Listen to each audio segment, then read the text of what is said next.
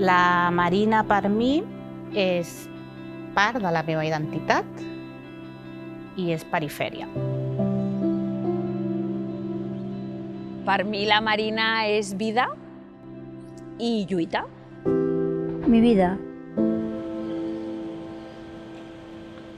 Que eso, que hemos sido muy felices, ¿o no? Jo sí, jo sí. En una paraula, ostres, no sé, perifèria.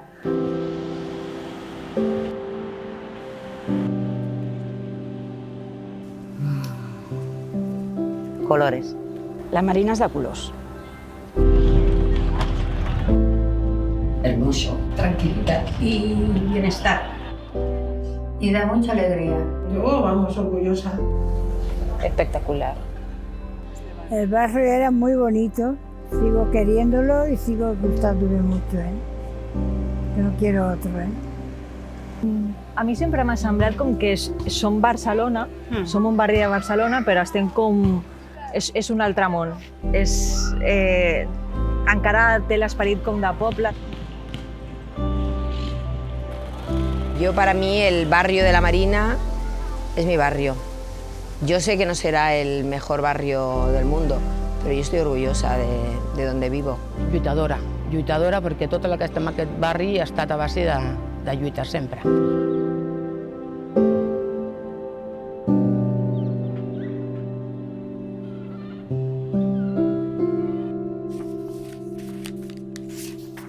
Cuando yo llegué aquí, lo que había en Zona Franca era industria y huertos.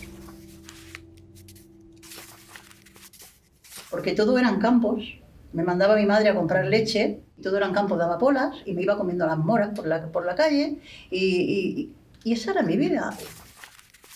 La casa que teníamos antes no tiene nada que ver con la que tenemos ahora. Eran 35 metros, pues nada.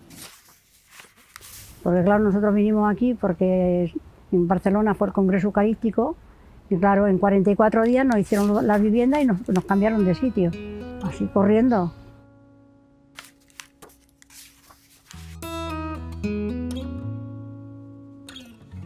Claro, al venir aquí pues no teníamos calles asfaltadas, no teníamos luz en las calles, no teníamos agua corriente, teníamos depósitos. No n'hi havia absolutament res, i quan dic res vol dir res, per no teníem llum, no teníem aigua. No teníamos bañera, no teníamos ducha, no teníamos agua caliente, no teníamos nada, nada. La primera lucha que yo empecé con las mujeres fue el agua. ¿El agua? El agua directa. Pues mira, luchamos haciendo gestiones, hablando con el gobernador, hablando con el alcalde, hablando con todo el que se presentaba. ¿Y lo conseguimos? Sí, lo conseguimos. Conseguimos el agua corriente y muy bien puesta.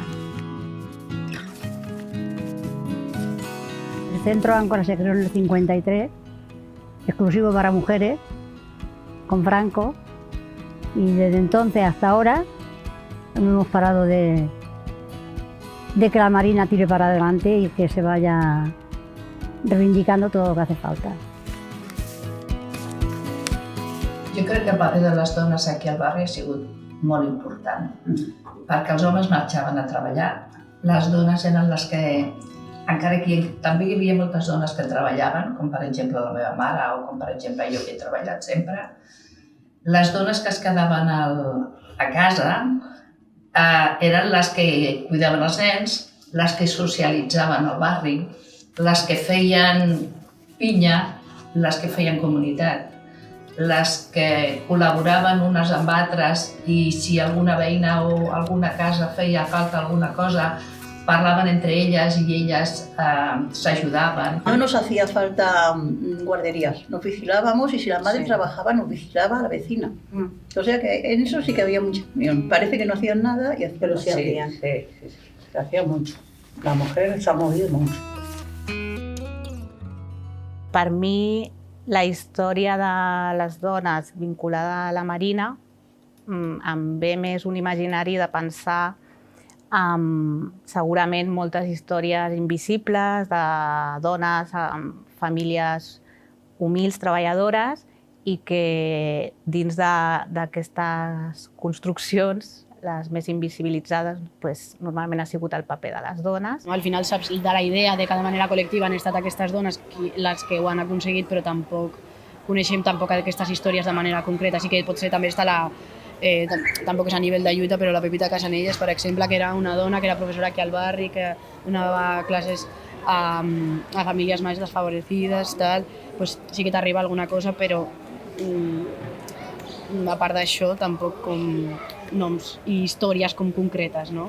O sea, que las mujeres podían acceder a los mismos empleos que los hombres.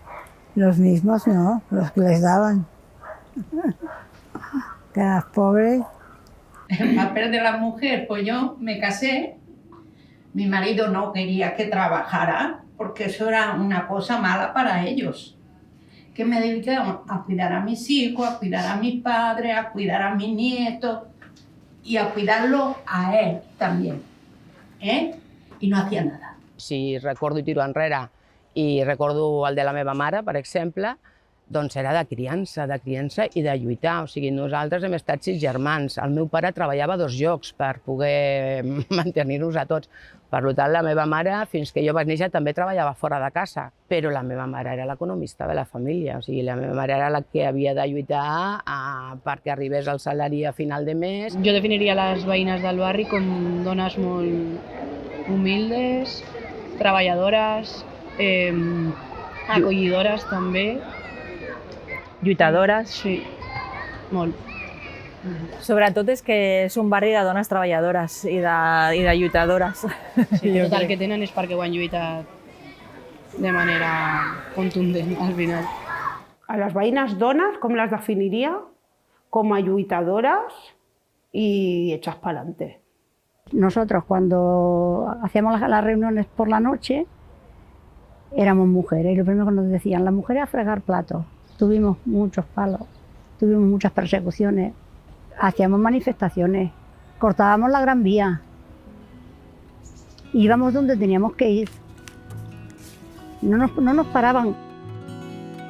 Nosotros éramos feministas, en aquella época no nos decían feministas, pero bueno, éramos las mujeres las que luchábamos. Entonces el feminismo viene de ahí porque hemos intentado cambiar la sociedad. Ara hem vist una trajectòria que això ja ho feien les nostres dones passades, perquè totes les dones que lluitem, darrere tenim dones que han lluitat abans que nosaltres. Mira, et parlo com a dona gitana. I diuen que la cultura gitana és molt masclista. És una mentira com una catedral. És que la dona gitana... No, jo sóc una dona gitana i em sento forta com a dona. Però abans que jo, ja han hagut altres dones. Les lluites del barri, o sigui, si tirem més enrere, és que fins i tot els semàfors, o sigui, el semàfor que hi ha al carrer Foneria, en passeig de Zona Franca, no n'hi havia semàfors en tot el passeig. Llavors aquest va ser una assentada de la gent que van fer el passeig. Les vies del tren va ser una lluita també molt important. També van aturar el tren, es van ficar les vies, perquè clar, dividia el barri el que era la zona de la pujada del Polvorín en la zona, diguem-ne, de la part de baix. El tren no nos aportaba al barrio nada, todo lo contrario, ha matado gente el barrio. Entonces hemos hecho manifestaciones para el tren aquí, fuertes. Bueno, cuando el 13 nos pusimos a parar los coches porque o nos ponen un autobús o nos ponen semáforo y nos pusimos en la carretera sentados, allí haciendo huelga. Yo he hecho muchas huelgas y recibo muchos palos. La Marina con el resto de Barcelona respecto a transportes ha cambiado muchísimo a lo largo de los años. Al principio, cuando nosotros vinimos aquí a vivir, había muy pocos autobuses.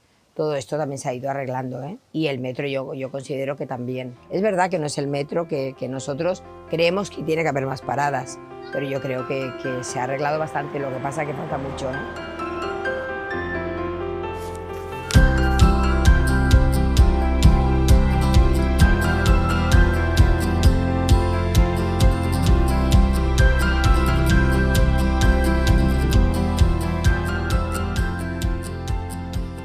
Es feia unes assemblees obertes on es debatia amb el barri, amb totes aquelles veïnes i veïns que volguessin, com seria l'estratègia de mobilització per la lluita pel metro. Teníem les obres paralitzades, vam fer una pressió impressionant, la vam posar a l'agenda política de diversos partits polítics i ho vam fer realitat gràcies a la pressió que vam fer al carrer.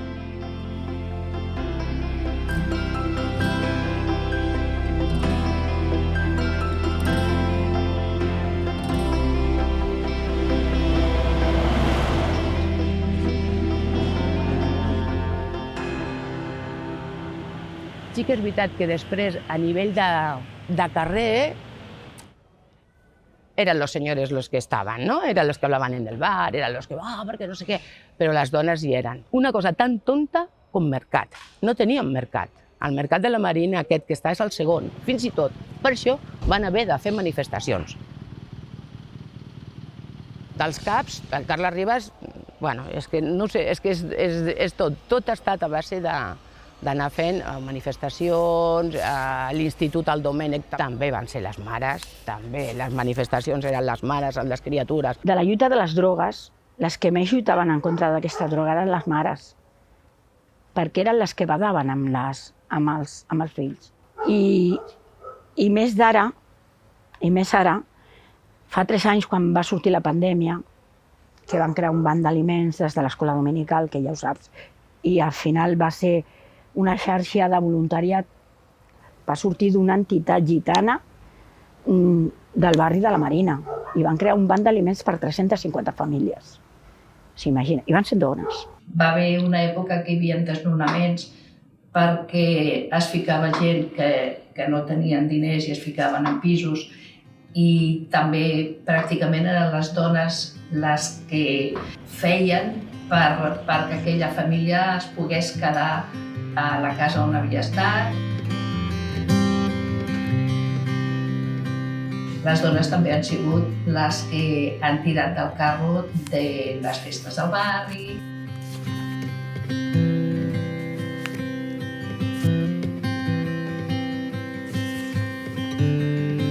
Porque realmente ha sido la mujer la que ha impulsado a que el barrio sea más alegre. ¿Qué pasa? Pues que a la vez también tenemos esa más seguridad a la hora de hacer fiestas. ¿Por qué? Pues porque tú te cruzas con un vecino, esto y lo otro, pero no tienes esa comunicación. ¿Cuándo lo tienes? En una fiesta, en una reunión, en un evento de risoterapia o en una gimnasia. Entonces, como nos hemos dado cuenta que eso es lo que funciona, pues es lo que hacemos. Però qui lo hace? Les mujeres. I després les entitats estan molt liderades per dones. Bueno, de fet, la meva també és una entitat gairebé formada per dones i quasi totes les entitats que hi ha al barri hi ha moltes dones al capdavant. Yo anteriormente estaba con el teatro, pero a raíz de que he estado ahí en el espacio del teatro, pues me he soltado un poquito, ya voy más relajada, ya no voy tan preocupada, te desestresas, te enseñan a manejar tus emociones y el poder no caminar tan cohibida, cosas así. Te enseñan que tú tienes derechos, a pesar de que sea un espacio de entretenimiento y tal, pero te enseñan muchísimo. Nosotras somos un grupo de mujeres, ¿vale? Que se formó, pues eso, hace alrededor de unos 30 años que decidimos llevar a las niñas a bailar. Pero nosotras, a raíz de ahí, empezamos a meternos más en el barrio y a ver que se podían hacer cosas y a ver que faltaban muchas cosas. Yo he vivido, por ejemplo, la cadena, cuando se reivindicó la cadena para que fuera la cadena como un local del barrio. Hay una guardería, había una guardería también aquí en La Viña, que es lo mismo, es decir, no teníamos tampoco guardería y bueno, salimos a reivindicar que esa guardería estuviera y sobre todo éramos mujeres las que estábamos, que creo que nos interesa a todos, pero sobre todo éramos mujeres. Vam lidiar la lluita de l'escola perquè ens semblava que és l'únic punt referent que tenim d'educació i no es poden treure centres educatius de la ciutat. Tot el contrari, l'edifici necessitava una reforma, però els responsables no érem els veïns ni les famílies de l'escola, els responsables eren la Generalitat, la inversió de l'Ajuntament, i nosaltres demanàvem la responsabilitat amb ells. I tot i que tot eren traves, vam decidir que havíem de lluitar fins al final.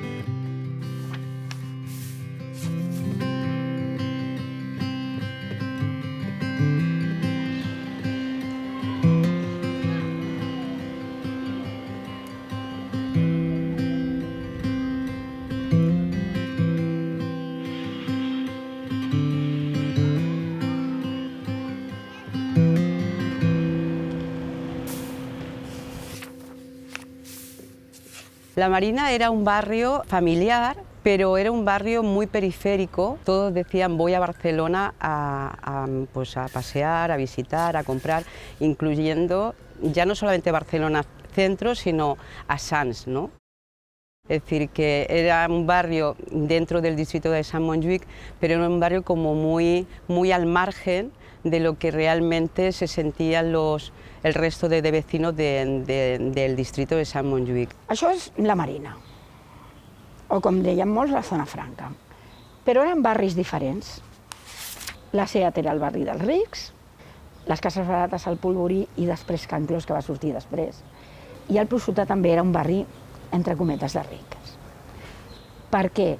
Perquè normalment els del Prosciutto tenien 2 petits negocis, tenien terres, eren els catalans. Els altres eren immigrants. La vida en Cantún era diferente. Las muchachas, las mujeres iban a vender, se levantaban a las 6 de la mañana. Nosotros me acuerdo que teníamos que venir acá a la zona franca para comprar pan, para comprar limpieza, para comprar comida, para comer. No había nada, solamente un colegio y una guardería solo. Existía aquello Cantunes, yo creo que existía Cantunes por el colegio y la guardería. Era un barrio muy bonito, muy alegre, la gente una unión muy chula, hacían de comer, comíamos todos juntos. Nosaltres al barri, pues, és que sempre s'ha viscut molt al carrer. Va canviar molt en el moment que eren cases baixetes i van passar a edificis. La relació entre persones va canviar. Pues el cambio fue que las casas empezaron a... Yo vivía en las casitas pequeñas y, bueno, pues hubo las riadas, los problemas que habían y las casas empezaron a apuntalar y entonces hicieron esto, la capa. El cambio, difícil porque allí es otro mundo. Quiero decir, allí puedes salir, siempre estabas en la calle, con la vecina, miles de cosas. Aquí es acostumbrarte a vivir en comunidad.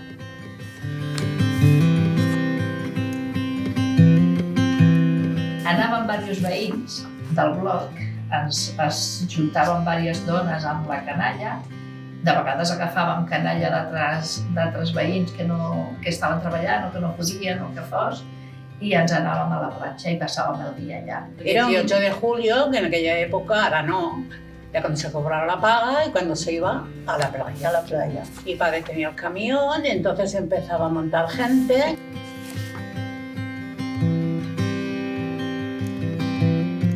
Ya que esta playa ya no se puede ir porque hicieron el puerto, que ya no se podía hacer nada, pues cada uno tira por donde puede.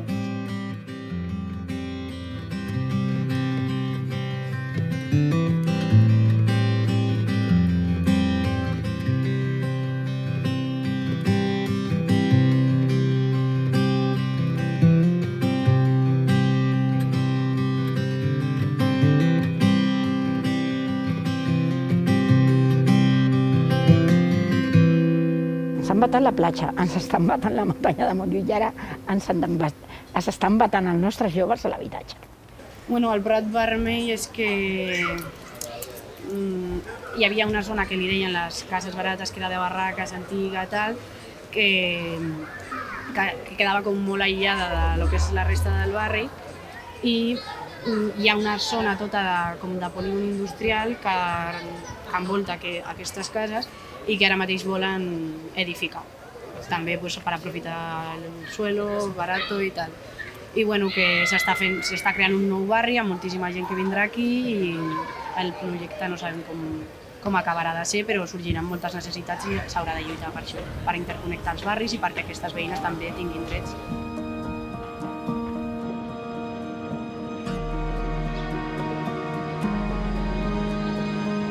Ara mateix ja no, però que potser fa 5-6 anys vivien 1.000 persones i el projecte està pensat perquè siguin unes 30.000 persones.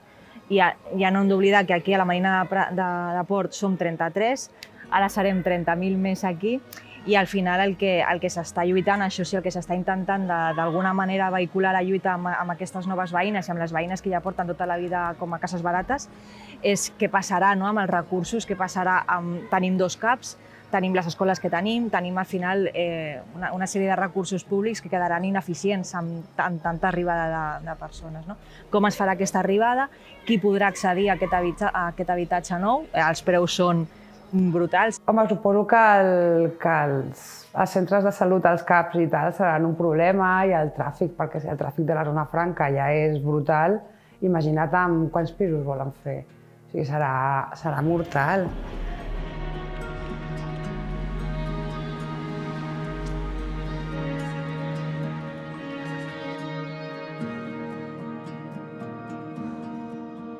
Bueno, ¿qué voy a opinar de unos pisos que se están haciendo en una barriada obrera que valen mucho dinero? Pues lógicamente no estoy de acuerdo. El que las pueda pagar no se vendría aquí a vivir, pero sí que lo compraría para luego especular y hacer negocios, ¿verdad? No estoy de acuerdo, porque lo que queremos es, primero de todo, nos encantaría que la gente que vive en el barrio no se tuviera que marchar a ningún sitio. Todo esto hay que ir mirándolo y hay que ir haciendo que al barrio, es decir, ellos vengan bien, aquí puedan vivir a gusto, ¿vale? Pero también tengan de todo, porque si al final ellos no tienen nada y vienen a utilizar los ambulatorios de aquí, las escuelas de aquí, al final sería un caos. Entonces seguramente que nos va a tocar luchar para que allí haya de todo. M'assabento que hi ha un primer projecte d'habitatge cooperatiu amb cessió d'ús de cohabitatge en el barri, i que seria la Marina del Prat Vermell. La Xalmeta ha de tenir un paper, per mi, si em pregunten, molt important, perquè al final és un altre model, perquè penso que sí que és un model que trenca les lògiques també capitalistes, que et posicionen a entendre que passes a tenir una estabilitat en el tema de l'habitatge, que és important, però alhora sense ser una propietat. Yo me he metido en un proyecto de habitatge para que la gente del barrio esté más tranquila, porque está muy desubicada con el tema de los pisos, con el tema de la vivienda. Entonces, claro, me he metido ahí de lleno para que mi barrio esté más tranquilo y tenga un punto de apoyo de decir, uy, ¿qué me está pasando? Voy a la viña. Y venga a buscarnos. Eso 24 horas.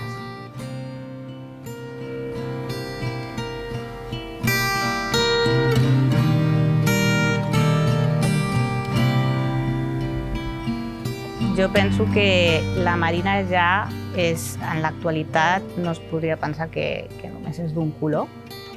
Sí que jo, si penso en la meva infantesa, la veia bastant monocolor, però penso que això ja no és així i que aquesta diversitat benvinguda sigui i que estigui superactiva com a marineres i mariners també. Aquest barri, tota la vida, ha estat un barri de migrants.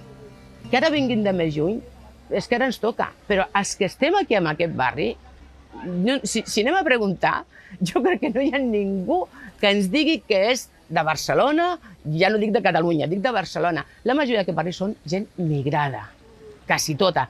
Per què ens fa por que vingui gent de més lluny? Això ho hem d'arribar a un acord, això ho hem de protegir. I el barri serà més ric, és que serà més ric. Tindrem més visions, tindrem més col·laboració, en sabrem més coses, aprendrem més coses. Per tant, això jo crec que és una de les coses que hem de lluitar sempre. La pobresa al barri.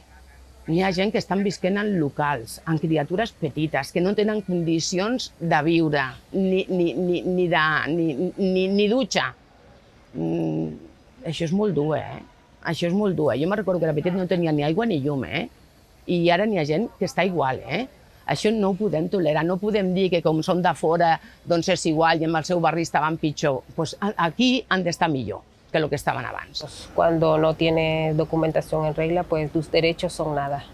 Tienes un horario, tómalo, déjalo, si no, pues ya vendrá otra con mayor necesidad que tú. Entonces, cuando a nosotros no nos interiorizan de que tenemos derechos o no lo sabemos, al menos yo no lo sabía de que yo tenía derechos de vacaciones, una paga, por decir así, pues te conformas con lo que te dan. Pero cuando tú ya los conoces y los haces saber y lo expresas, entonces ya tienes mayor conocimiento de que realmente tu trabajo tiene valor. Ens considerem un col·lectiu invisible, sobretot perquè nosaltres que hem nascut aquí i tenim aquest color de pell, els racialitzats que ens diuen ara, ningú es preocupa de nosaltres. Llavors era un tema com de dir s'ha acabat, donem un cop de puny i diem aquí estem. Quina feina? Doncs primer canviar la mirada. Deixar de mirar a la gent que no és nascuda aquí amb pena. Respecte a la meva cultura, perquè aquí diem sí, els acollim, però són una miqueta així perquè sempre volen fer la seva. No, perquè és la seva cultura. S'han d'integrar. Què vol dir integrar-se? Perquè aquesta paraula la sento molt, integració. Integració que és fer el que tu diguis que has de fer i renunciar a tot el que sóc jo. I referents, que els nostres nens necessiten molts referents. Com un nen ha de voler ser mestre si tots els mestres que veu són blancs, alts, rossos? Per què no hi ha mestres negres? Sí que hi ha hagut exclusió, perquè a més aquí teníem l'estigma del barri de Casantúnez, que era només de comunitat gitana, i a més doncs, hi havia un problema que tenia tota Barcelona, però aquí es centrava, i era la droga. Què passa? Que en realitat qui va portar la droga a Barcelona no van ser els gitanos, va ser la raça blanca. I aquesta manera que té la gran societat de colonitzar, i encara pateix comentaris de dir tu gitana, si és més blanca que jo, fill meu, tu gitana, si parles bé, ostres.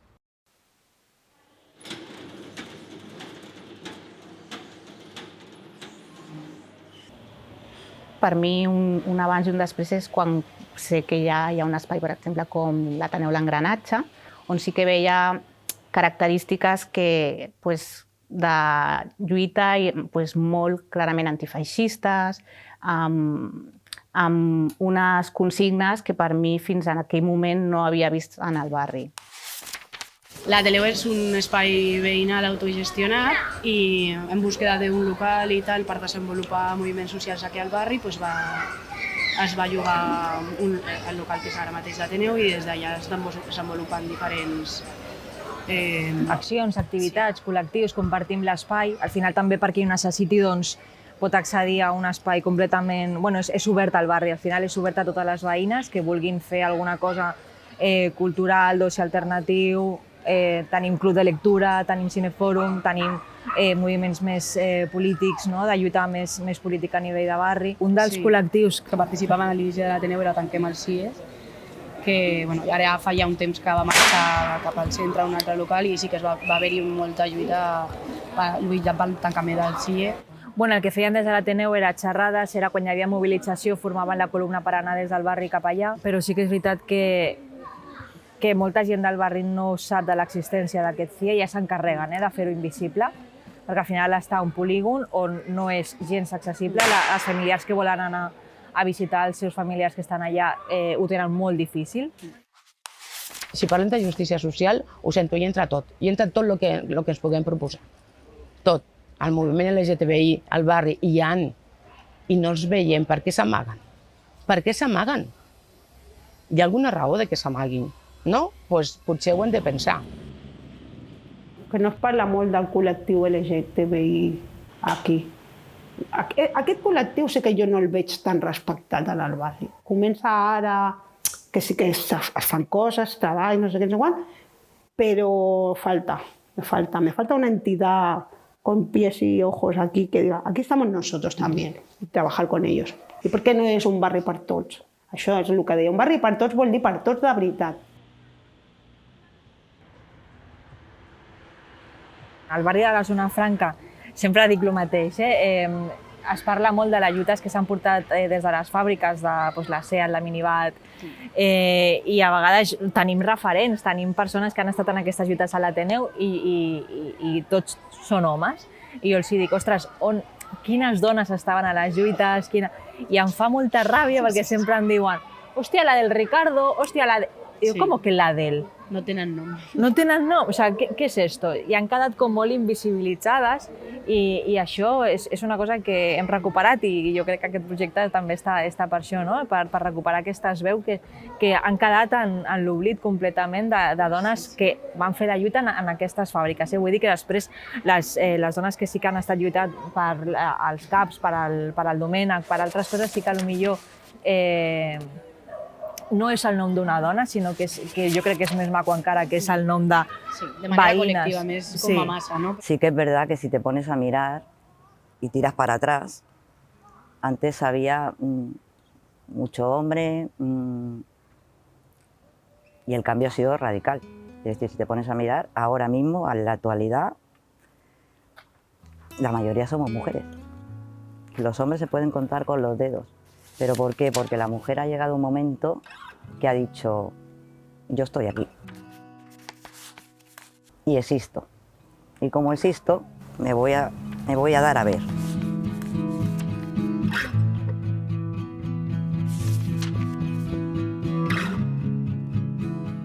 En una palabra, ¿cómo definirías a las vecinas de este barrio? Pues las definiría como unas mujeres muy luchadoras y muy trabajadoras. I responsables i feministes. Retrobem-nos, busquem espais on fer complicitat i parlem d'allò que ens ocupa i ens preocupa, però fem-ho plegades.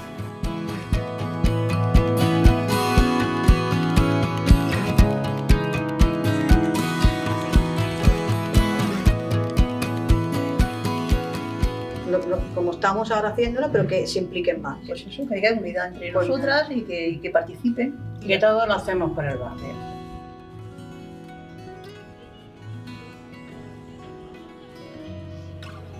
¿Qué le deseo al barrio?